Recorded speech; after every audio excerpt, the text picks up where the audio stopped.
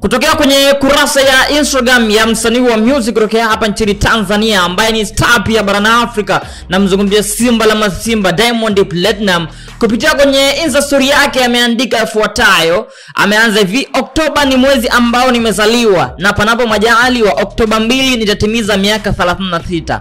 Katika miaka hii 36 ni mengi nimepitia, mazuri kwa mabaya.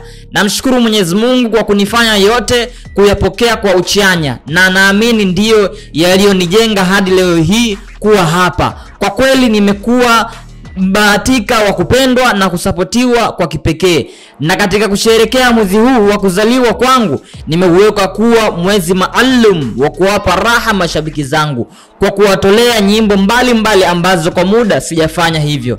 Enjoy WCB fans, this is your month. And then akaeka alama ya kopa. Ameandika hivyo Diamond Platnumz kupitia kwenye kurasa yake hiyo ya Instagram kwenye Insta story, akisema kwamba tarehe 2 ya mwezi Oktoba ni anazaliwa, so anawaletea kitu kitamu mashabiki wa WCB pamoja na mashabiki zake. Yani ngoma ambazo pengine watu walikuwa wamezimiss kwa muda mrefu. Je, hizi ngoma zitakuwa ni za aina gani? Itakuwa ni ile bongo flavor ya nenda kamwambie jinsi ninavyompenda mimi, ama zitakuwa ama piano muendelewa, ama piano babu tulia babu, babu kausha babu, ama atakuja na mtindo wa kibao kata kama ile wenzako waolewa wewe uolewi kwani.